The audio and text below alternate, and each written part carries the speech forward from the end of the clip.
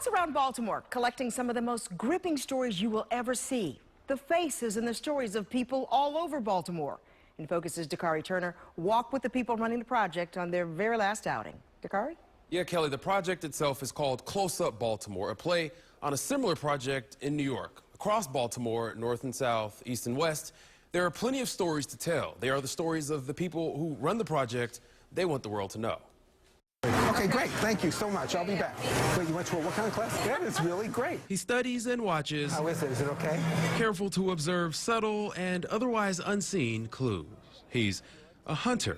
Trying to put one person up a day. He looks for his next volunteer. So just take a second. Not an easy process. The subject must be just right. Why have you stayed? I started off as a server, and then I got asked if I wanted to do the barista program here. He's walked Baltimore streets from east to west, capturing images of piercing eyes, warm smiles, the faces of Baltimore. Each one has a story to tell.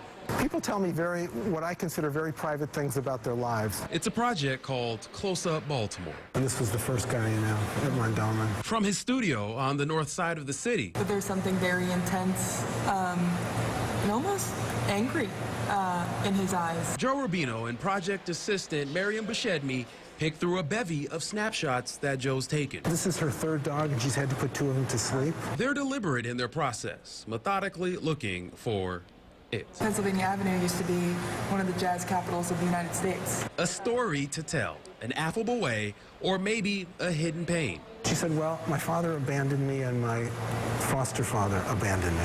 Once they find the one they like, it's posted to social media. It's about putting a more nuanced perspective on the city of Baltimore. That's one of the things I love. They've interviewed figures from the Black Lives Matter movement like D.R. McKesson and people in Baltimore with stories to tell. Do you have 5 minutes? When we went out with him, he was listening to the stories of people at Belvedere Square.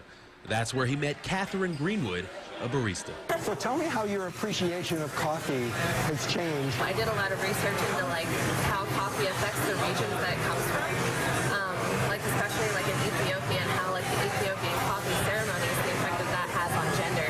Now she's volunteered her time in a project that will affect the way the nation looks at the city. I think it'll give a voice to just the exact variety that Baltimore is. But it took Joe himself an extra push to talk about his project.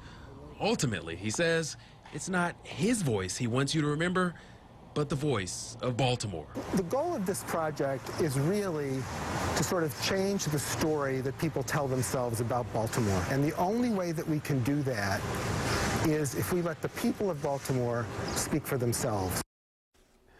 Yeah, now the project was rolled out just last month, but already catching on, gaining plenty of momentum on both Facebook and Twitter. We've linked to the project on our website. Just go to abc2news.com.